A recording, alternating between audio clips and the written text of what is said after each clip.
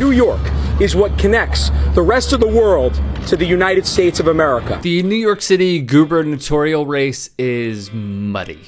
If we don't take back New York in 2022, it might be a generation again before New York comes back. And the latest poop stain to enter is the son of January 6th insurrectionist, Andrew Giuliani. He proclaims to be a politician, even though he has little to no experience. Don't just take my word for it. Side note, his math is exquisite. What makes you qualified for this? Sure. Well, I am the only candidate that spent parts of 5 different decades of my life in politics or public service. To be clear, Andrew Giuliani is not promising to make math great again.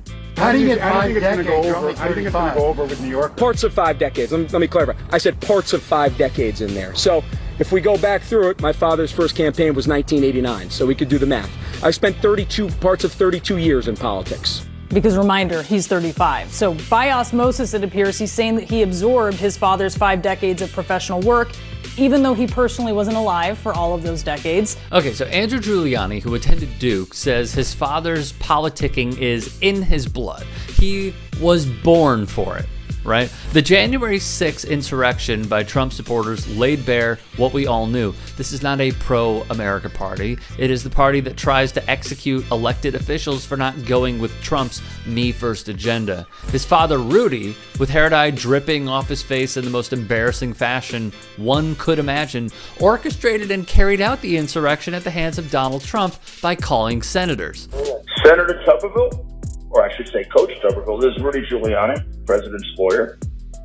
I'm calling you because I want to discuss with you how they're trying to rush this hearing and how we need you, our Republican friends, to try to just slow it down so we can get these legislatures to get more information to you. The question that is already answered, is this level of criminality also in Andrew Giuliani's blood? He's painting the picture quite well of how it is. You know, CNN's Breonna Keller brought up a particular episode in Andrew Giuliani's life that we should look at to show the kind of person he is. His time with the Duke golf team.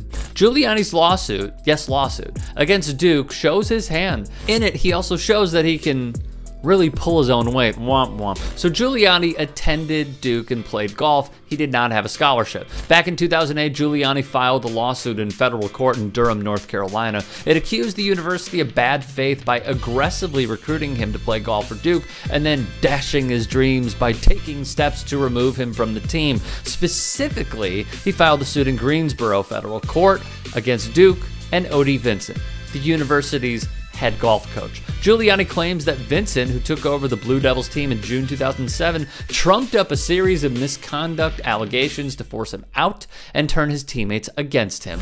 After joining the Blue Devils golf squad in 2007, O.D. Vincent told Andrew he would not be on the team the following season. Vincent took over for former coach Rod Myers, who died of cancer in March 2007. This ticked off Andrew. However, the lawsuit has juicy details on why this decision was made. On February 2nd, according to the suit, Giuliani flipped his putter a few feet to his golf bag. And let me be clear, in the game of golf, the most gentlemanly game, this is a no-no.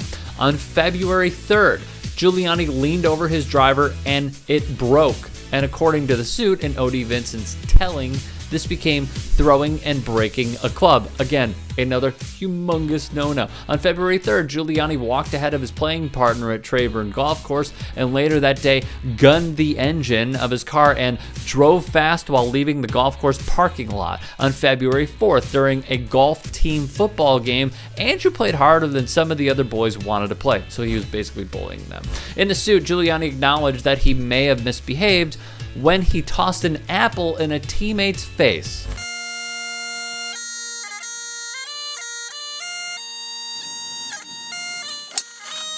I win at golf.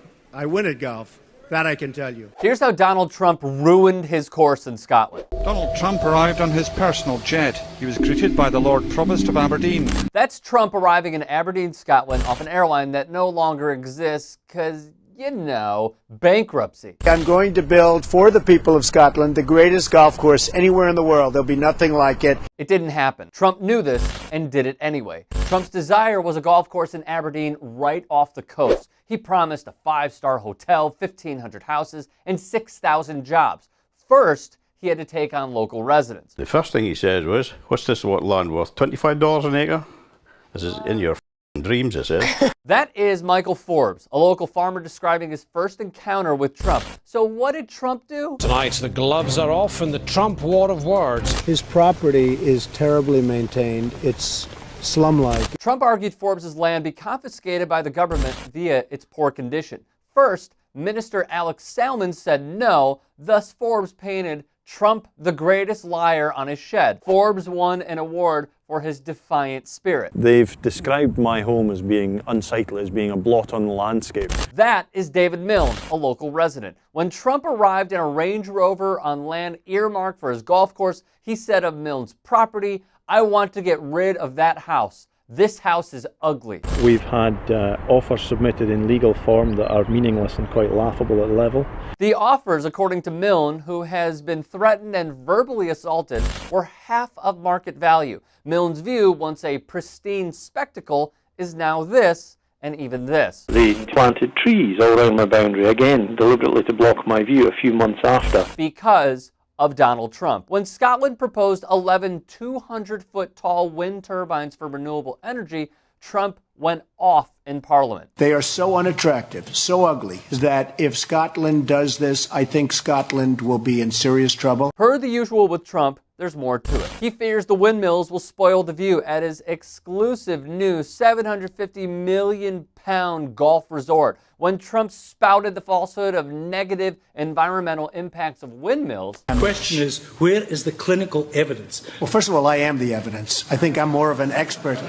Laughed at in Parliament. And it's going to be done environmentally perfect. Another lie. For someone who said The global warming and that, a lot of it's a hoax. It's a hoax. I mean, it's a money-making industry, okay? Why would he give a fuck about the environment? The dunes, which were home to rare wading birds and designated a special site for scientific interest, were bulldozed to make way for the fairways in 2009 and 2010. The Trump course's planning permission was granted on the basis that the potential economic benefit would outweigh environmental harm. However, most of its important geomorphological features have been lost or reduced to fragments, to which anti-Trumpsters took matters into their own hands. Still, Alex Salmond, the head of the Scottish government, believed in Trump. I thought they were a good idea. You were one of his big supporters. I supported the investments, yes, because they were good for Scotland. Salmond swayed politicians and, more importantly, the locals, which resulted in Trump opening the course. To zero surprise, Salmond now sees he was conned.